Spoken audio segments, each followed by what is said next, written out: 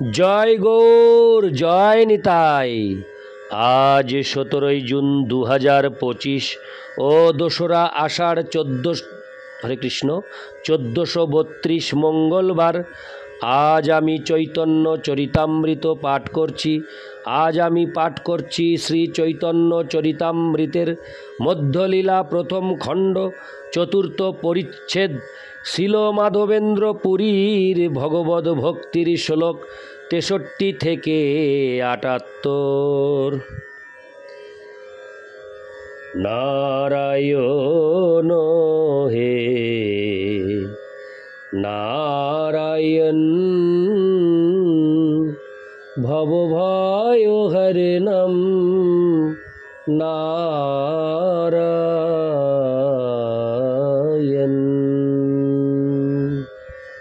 শ্লোক 63। শ্রী অঙ্গ মার্জন করি বস্ত্র পরাইল, চন্দন তুলসী পুষ্পমালা অঙ্গে দিল। শ্লোকার্থ: শ্রী অঙ্গ মার্জন করে তিনি বস্ত্র পরালেন, তারপর চন্দন তুলসী পুষ্পমালা শ্রী বিগ্রহের অঙ্গে পরিয়ে দিলেন। ইতি শ্লোক 63। শ্লোক 64। ধূপ দীপ করি নানা ভোগ লাগাইল, দধি দুগ্ধ সন্দেশাদি যত কিছু আইল। শ্লোকার্থ: অভিষেকের পর ধূপ ও দীপ জ্বালানো হলো এবং শ্রী বিগ্রহকে নানা প্রকার ভোগ নিবেদন করা হলো। দই দুধ সন্দেশ আদি যা কিছু এসেছিল তা সবই নিবেদন করা হলো। ইতি শ্লোক 64। শ্লোক 65। সুবাসিত জল নবপাত্রে সমর্পিল, আচমন দিয়া সে তাম্বুল নিবেদিল। শ্লোকার্থ: শ্রী বিগ্রহকে প্রথমে নানা প্রকার ভোগ নিবেদন করা হলো, তারপর নতুন পাত্রে সুবাসিত জল নিবেদন করা হলো এবং তারপর মুখ ধোয়ার জন্য জল দেওয়া হলো। অবশেষে বিবিধ মশলা সহ তাম্বুল নিবেদন করা হলো। ইতি শ্লোক 65। শ্লোক 66। আরাত্রিক করি কইল বহুত স্তবন, দণ্ডবত করি কইল আত্মসমর্পণ। শ্লোকার্থ: তারপর ভগবানের আরতি করা হলো। আরতির পরে সকলে বহুবিধ স্তব করলেন এবং ভগবানের শ্রীপাদ পদ্মে দণ্ডবত প্রণতি নিবেদন করে আত্মসমর্পণ করলেন। ইতি শ্লোক 66। শ্লোক 67। গ্রামের যতেক তণ্ডুল ডালি গোধূম চূর্ণ, সকল আনিয়া দিল পর্বত হইল পূর্ণ।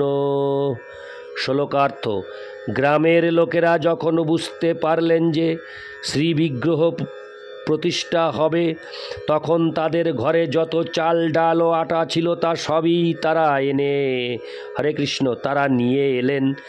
এত পরিমাণে তারা এই সব নিয়ে এসেছিলেন যে তাতেই পর্বতের উপরিভাগ পূর্ণ হয়ে গেল। ইতি শ্লোক 67। শ্লোক 68। কুম্ভকার ঘরে ছিল যে মৃদভাজন, সব আনাইল প্রাতে চড়িল রন্ধন। শ্লোকার্থ: গ্রামের লোকেরা চাল ডাল ও আটা নিয়ে এলো। গ্রামের কুম্ভকারেরা তাদের ঘরে যত মৃৎপাত্র ছিল তা সবই নিয়ে এলো এবং ভোরবেলা থেকে রান্না শুরু হলো। ইতি শ্লোক 68। শ্লোক 69। দশ বিপ্র অন্ন রান্ধি করে এক, হরে কৃষ্ণ, করে এক স্তূপ, জনা 5 রান্ধে ব্যঞ্জনাদি নানা সুপ। শ্লোকার্থ: 10 জন বিপ্র অন্ন রান্না করলেন আর 5 জন বিপ্র নানা প্রকার ব্যঞ্জন আদি রান্না করলেন। ইতি শ্লোক 69। শ্লোক 70। বন্য শাক ফল মূলে বিবিধ ব্যঞ্জন, কেহ বড়া বড়ি করি করে বিপ্রগণ। শ্লোকার্থ: বন থেকে সংগ্রহ করে আনা বিভিন্ন রকমের শাকসবজি, ফল ও মূল দিয়ে নানাবিধ ব্যঞ্জন রান্না করা হলো এবং কেউ কেউ বড়া, বড়ি ও কড়ি আদি রান্না করলেন। এভাবেই ব্রাহ্মণেরা নানা প্রকার ভোগের উপকরণ তৈরি করলেন। ইতি শ্লোক 70। শ্লোক 71। জনা 5-7 রুটি করে রাশি রাশি, অন্ন ব্যঞ্জন সব রহে ঘৃতে ভাসি। শ্লোকার্থ: 5 থেকে 7 জন লোক রাশি রাশি রুটি তৈরি করলেন। সেগুলি ঘিতে ডোবানো হয়েছিল এবং তখন অন্ন ব্যঞ্জন ও ডালে এত ঘি দেওয়া হয়েছিল যে মনে হচ্ছিল যেন সেগুলি ঘিতে ভাসছে। ইতি শ্লোক 71। শ্লোক 72। নববস্ত্র পাতি তাহে পলাশের পাত, রান্ধি রান্ধি তার উপর রাশি কইল ভাত। শ্লোকার্থ: নতুন কাপড়ের উপর পলাশ পাতা পেতে তার উপর স্তূপাকারে অন্ন রাখা হলো। ইতি শ্লোক 72। শ্লোক 73। তার পাশে রুটি রাশির পর্বত হইল, সুপাদি ব্যঞ্জন ভাণ্ড চৌদিকে ধরিল। শ্লোকার্থ: অন্নের স্তূপের পাশে পর্বতের আকারে রাশি রাশি রুটি রাখা হলো এবং তার চারপাশে বিভিন্ন পাত্রে স্যুপ আদি ব্যঞ্জন রাখা হলো। ইতি শ্লোক 73। শ্লোক 74। তার পাশে দধি দুগ্ধ মাঠা শিখরিণী, পায়স মথনি স্বর পাশে ধরি আনি। শ্লোকার্থ: তার পাশে দই, দুধ, মাঠা, শিখরিণী, পায়েস, মথনী, স্বর আদি পাত্র পূর্ণ করে রাখা হলো। তাৎপর্য: এই ধরনের অন্নকূট মহোৎসবের সময়ে স্তূপাকারে পর্বতের মতো করে অন্ন ব্যঞ্জন আদি সাজিয়ে ভোগ নিবেদন করা হয় এবং পরে তা প্রসাদ রূপে বিতরণ করা হয়। ইতি শ্লোক 74। শ্লোক 75।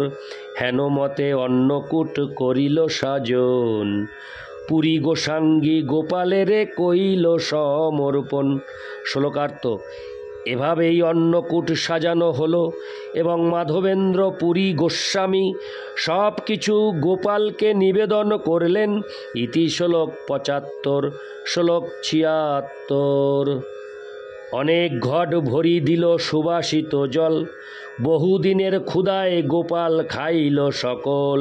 শ্লোকার্থ: পান করার জন্য অনেকগুলি ঘট পূর্ণ করে সুবাসিত জল দেওয়া হয়েছিল এবং শ্রীগোপাল বহুদিন ধরে ক্ষুধার্ত থাকার ফলে সব কিছুই খেয়ে নিল। ইতি শ্লোক 76। শ্লোক 77। যদ্যপি গোপাল সব অন্ন ব্যঞ্জন খাইল, তার হস্তস্পর্শে পুনঃ তেমনি হইল। শ্লোকার্থ: যদিও শ্রীগোপাল তাকে নিবেদিত ভোগ সামগ্রীর সব কিছুই খেয়ে নিল, তবুও তার হস্তস্পর্শে পুনরায় সব কিছু যেমনটি ছিল তেমনই রয়ে গেল।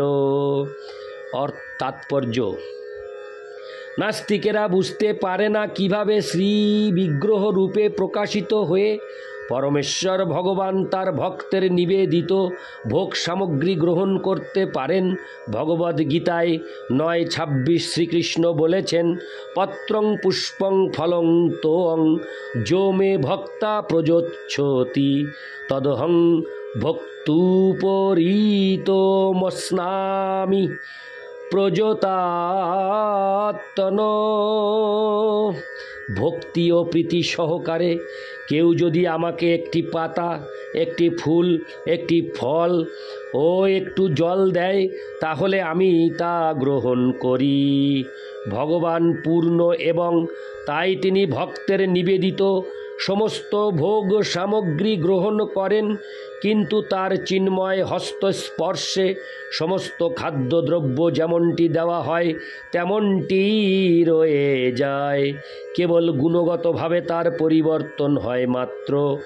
নিবেদন করার পূর্বে যা থাকে জড় খাদ্য, নিবেদন করার পর তা চিন্ময় প্রসাদে রূপান্তরিত হয়। ভগবান যেহেতু পূর্ণ, তাই ভোগ সামগ্রী গ্রহণের পরেও তা তেমনি থেকে যায়। পূর্ণস্য পূর্ণমাদায় পূর্ণমেবাবশিষ্যতে। শ্রীকৃষ্ণের উচ্ছিষ্ট গুণগতভাবে শ্রীকৃষ্ণ থেকে অভিন্ন।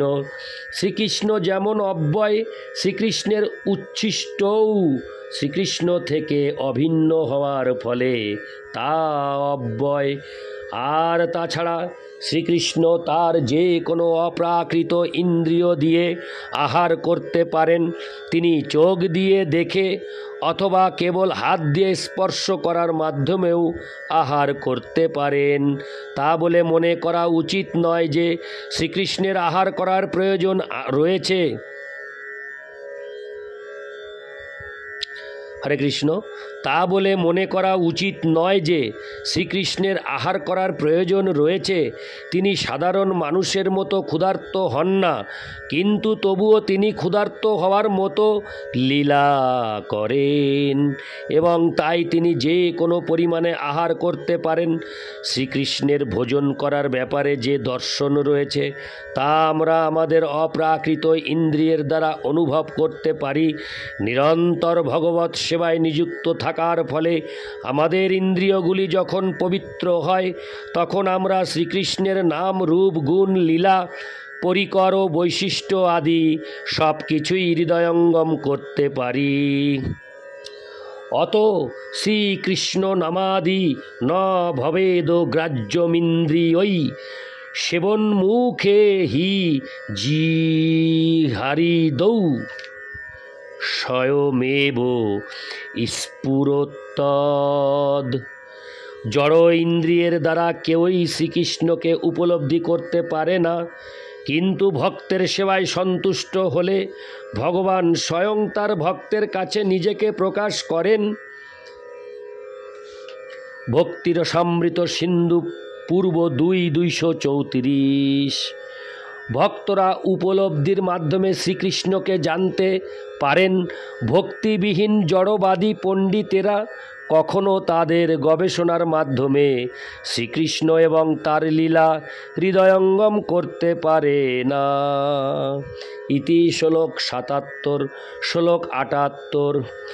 ইহা অনুভব কইল মাধব গোসাঙ্গী, তার ঠাঙ্গি গোপালের লুকানো কিছু নাই। শ্লোকার্থ। শ্রী গোপাল যে কিভাবে সব কিছু আহার করলেন এবং আহার করা সত্ত্বেও কিভাবে সব কিছুই যেমনটি ছিল তেমনটি রয়ে গেল, তা একমাত্র শ্রী মাধবেন্দ্র পুরী অনুভব করলেন। তার মতো ভক্তের কাছে গোপালের লুকোনো কিছুই নেই। ইতি শ্লোক 78। নারায়ণ হে নারায়ণ ভবভয়হরণম নারায়ণ। জয় গৌর, জয় নিতাই।